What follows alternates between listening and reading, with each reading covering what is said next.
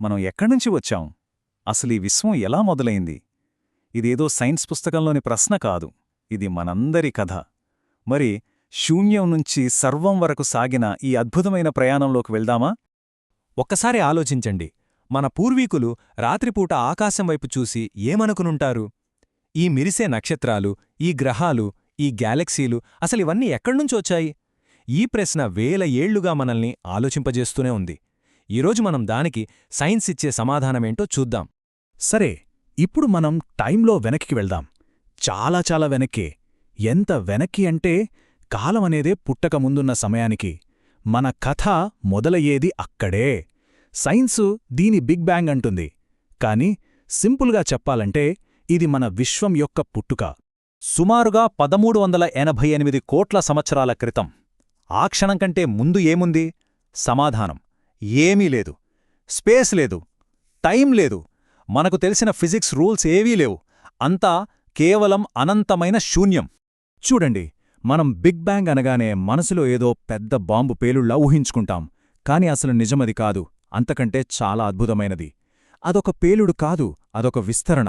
ఉదాహరణకి, ఒక బెలూన్ మీద కొన్ని చుక్కలు పెట్టి దాన్ని ఊదామనుకోండి, ఆ చుక్కలు ఒకదానికొకటి ఎలా దూరంగా వెళ్తాయో అలాగే ఆ రోజు స్పేస్ కూడా విస్తరించింది. ఆ క్షణంలోనే కాలం, అంతరిక్షం రెండూ పుట్టాయి. సో మొదట్లో విశ్వం మొత్తం స్వచ్ఛమైన శక్తితో నిండిపోయింది. మరి ఈ ఎనర్జీ నుంచి మనం చూస్తున్న ఈ వస్తువులు, గ్రహాలు, నక్షత్రాలు అంటే ఈ పదార్థమంతా ఎలా వచ్చింది? దీని సమాధానం ఒక కాస్మిక్ మిస్టరీలో దాగి ఉంది. ఆ శక్తి పదార్థంగా మారినప్పుడు ఒక విచిత్రమైన విషయం జరిగింది. పుట్టిన ప్రతి పదార్థ కణంతో పాటు దానికి వ్యతిరేకంగా ఉండే యాంటీమ్యాటర్ కణం కూడా పుట్టింది. ఇవి రెండూ కలిస్తే ఒకదాదినొకటి నాశనం చేసుకుని మళ్లీ శక్తిగా మారిపోతాయి. కాని ఏదో తెలియని కారణం వల్ల ప్రతి 100 కోట్ల యాంటీమ్యాటర్ కణాలకు 100 కోట్ల ఒక్క పదార్థ కణం పుట్టింది. అంటే ప్రతి 100 కోట్లకు ఒక్క పదార్థ కణం అదనంగా మిగిలిపోయింది. ఆ అతి చిన్న తేడానే ఈరోజు మనం చూస్తున్న విశ్వాన్ని సృష్టించింది. ఇదంతా మనం కళ్ళు మూసి తెరిచేరోపు జరిగిపోయింది. ఒక సెకను కన్నా తక్కువ సమయంలో ఒక అణువు కన్నా చిన్నగా ఉన్న విశ్వం లక్షల కోట్ల మైళ్ల పరిమాణానికి విస్తరించింది. ఆ తరువాత దాదాపు 3,80,000 సంవత్సరాలకు విశ్వం కాస్త చల్లబడింది.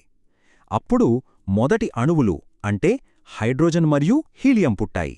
ఇది యూనివర్స్ హిస్టరీలోనే ఒక పెద్ద టర్నింగ్ పాయింట్.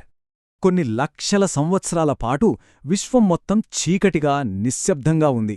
అంతా హైడ్రోజన్, హీలియం వాయువులతోనే నిండిపోయింది. కాని మెల్లగా గ్రావిటీ అంటే గురుత్వాకర్షణ శక్తి తన పని మొదలుపెట్టింది. ఆ గ్యాస్ని గుంపులుగా దగ్గరికి లాగి విశ్వంలో మొదటి దీపాల్ని వెలిగించింది. అవే మొదటి నక్షత్రాలు. ఈ నక్షత్రాలు కేవలం వెలుగునిచ్చేవి మాత్రమే కాదు, అవి విశ్వానికి అవసరమైన మూలకాలను తయారు చేసే ఫ్యాక్టరీలో. వాటి లోపల ఉండే విపరీతమైన పీడనం వల్ల తేలికైన హైడ్రోజన్ కలిసి బరువైన మూలకాలుగా మారుతుంది.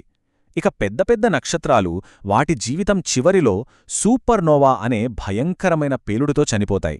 ఆ పేలుడులోనే కార్బన్, ఆక్సిజన్, ఇనుము అంటే మనలాంటి జీవం పుట్టడానికి కావలసిన ప్రతీదీ తయారై అంతరిక్షంలోకి విసిరివేయబడుతుంది.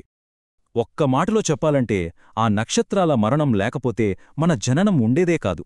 ప్రతి సూపర్నోవా పేలుడు జీవం పుట్టడానికి అవసరమైన విత్తనాల్ని విశ్వమంతా చల్లింది. ఇంత పెద్ద విశ్వంలో, ఈ కోట్ల కోట్ల నక్షత్రాల మధ్యలో మరి మనమెక్కడున్నాం? ఈ అనంతమైన చిత్రంలో మన స్థానం ఎంత చిన్నదో ఒకసారి చూద్దాం. మనం చూడగలిగినంతవరకు ఉన్న విశ్వం దాదాపు 9,300 కోట్ల కాంతి సంవత్సరాల వెడల్పుంది. ఆ సంఖ్య ఎంత పెద్దదంటే మన గెలాక్సీ అంటే పాలపుంత అందులో ఒక చిన్న ఇసుక రేణువు కన్నా చిన్నది. మనం ఆ ఇసుక రేణువులో ఒక భాగం.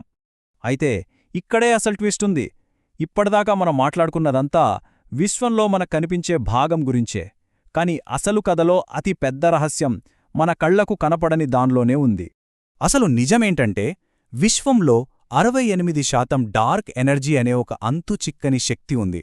అదే విశ్వాన్ని ఇంకా వేగంగా విస్తరింపజేస్తోంది. మరో 27% డార్క్ మ్యాటర్, అది గెలాక్సీలు విడిపోకుండా తన గ్రావిటీతో పట్టుకొనుంది. ఇక మనం చూసే నక్షత్రాలు, గ్రహాలు, మనుషులు, జంతువులు ప్రతీదీ అంతా కలిపి కేవలం 5% మాత్రమే. అంటే ఒకసారి ఆలోచించండి, ఈ విశ్వంలోని 95% అసలు ఏంటో ఎలా ఉంటుందో మనకిప్పటికీ తెలీదు. అది సైన్స్కి కూడా ఒక పెద్ద మిస్టరీ. మన జ్ఞానం ఒక మంచుకొండ కొనలాంటిది. సముద్రం లోపల ఇంకా ఎంత ఉందో ఎవరికీ పూర్తిగా తెలీదు. చివరిగా ఒక్క విషయం. ఈ విశ్వకథ ఏదో మనకు సంబంధం లేంది కాదు. ఇది మన కథే. మన రక్తంలో ప్రవహించే ఇనుము, మన ఎముకల్ని గట్టిగా ఉంచే కాల్షియం, మనం పీల్చే ఆక్సిజన్, ప్రతి అణువు ఒకప్పుడు ఏదో ఒక నక్షత్రం లోకల పుట్టిందే. మనం నక్షత్రాల ధూళితో తయారయ్యాం. మనం ఈ విశ్వంలో భాగం, ఈ విశ్వం మనలో భాగం.